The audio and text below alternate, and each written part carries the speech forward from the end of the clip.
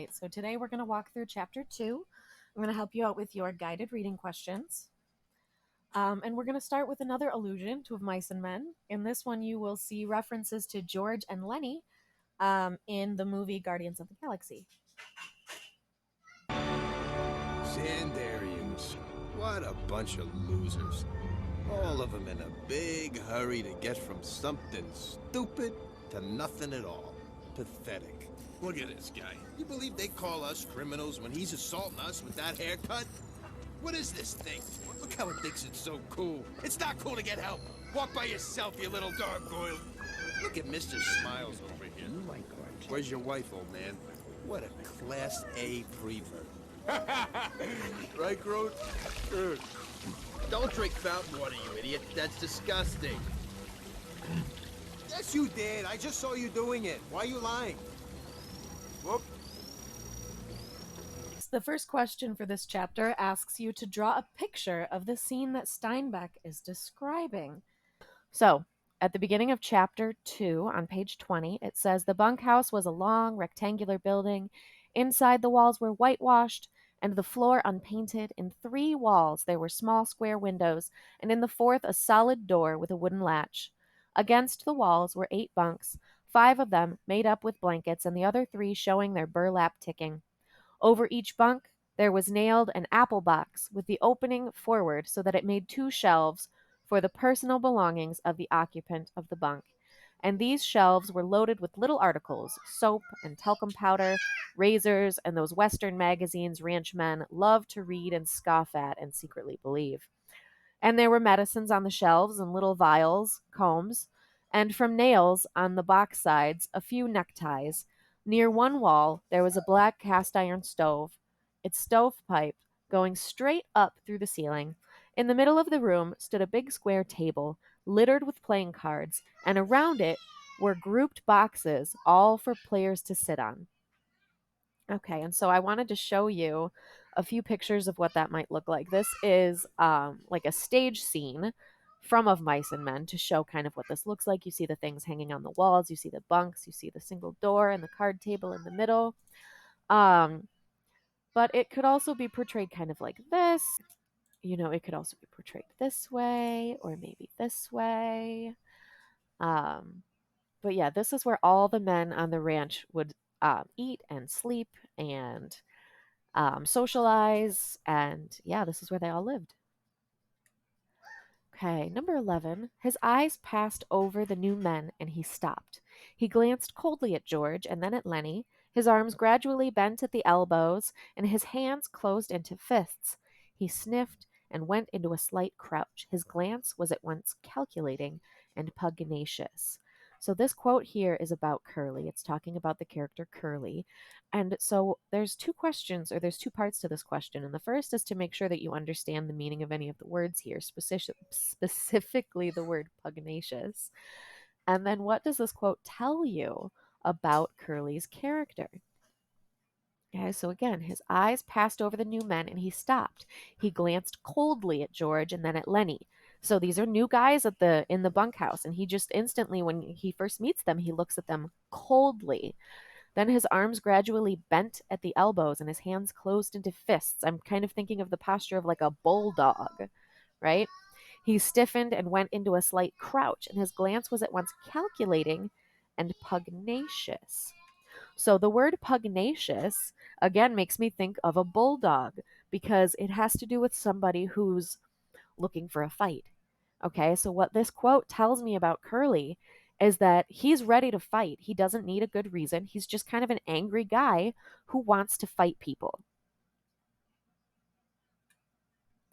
Number 12, Curly's pretty handy. He done quite a bit in the ring. He's a lightweight and he's handy. Which of the following is most likely to be the meaning of the underlined word? So any one of these definitions could be used for the word handy. Useful could mean handy, close at hand, a good fighter, or skilled. But in this quote, it says he's done quite a bit in the ring, talking about the boxing ring. He's a lightweight. Lightweight is another boxing term. So this tells me the answer is going to be C. They're talking about Curly being a good fighter, meaning he can fight with his hands. He's handy. Right, number 13. It says in this chapter, Steinbeck uses language that is inappropriate, and we will not be repeating it in class. This is referring to the racial slurs that you hear in this chapter and again in other chapters in the book, and it's also referring to a lot of the swearing.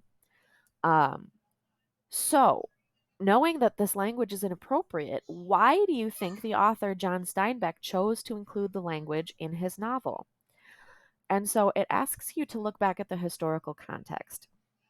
And remember, this takes place in the 1930s, and there was a lot of racism and segregation during this time. And in addition to that, a lot of white people would look at African Americans like they were lesser, like they were less than human. And so using a term like that, it kind of, I don't know, it kind of shows that these people looked at Crooks as if he were less than them.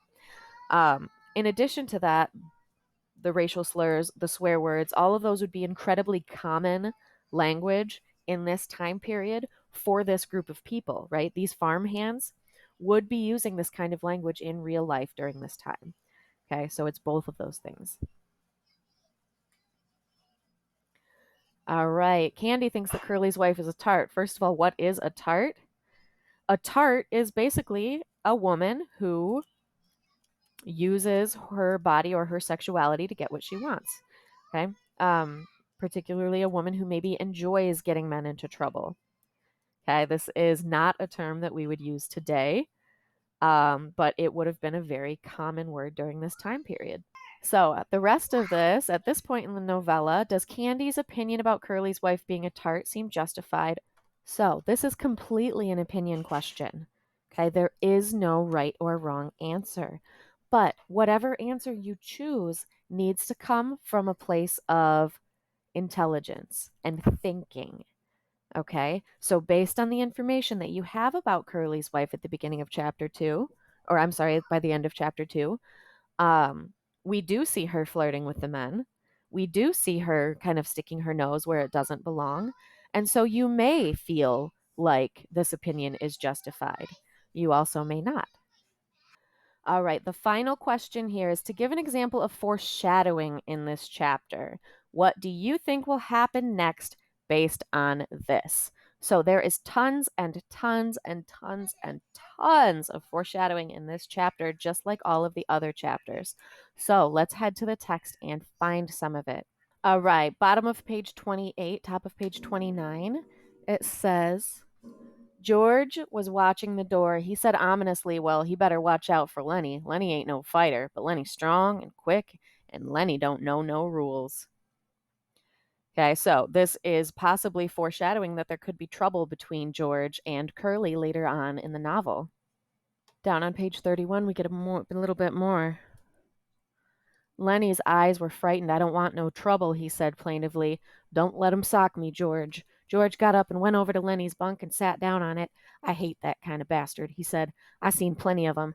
Like the old guy says, Curly don't take no chances. He always wins. He thought for a moment. If he tangles with you, Lenny, we're going to get the can. Don't make no mistake about that. He's the boss's son. Look, Lenny, you try and keep away from him, will you? Don't never speak to him. If he comes in here, you move clear on the other side of the room. Will you do that, Lenny? I don't want no trouble, Lenny mourned. I never done anything to him. Okay, so again, more clues that there might be something going on between Lenny and Curly or George and Curly later on in the novel. All right, once you are finished with chapter 2, remember your task is to go on and read chapter 3, go on and answer question number 16 in the reading guide, and then check on your academic vocab and your character list. I'll see you for the next video, chapter 3.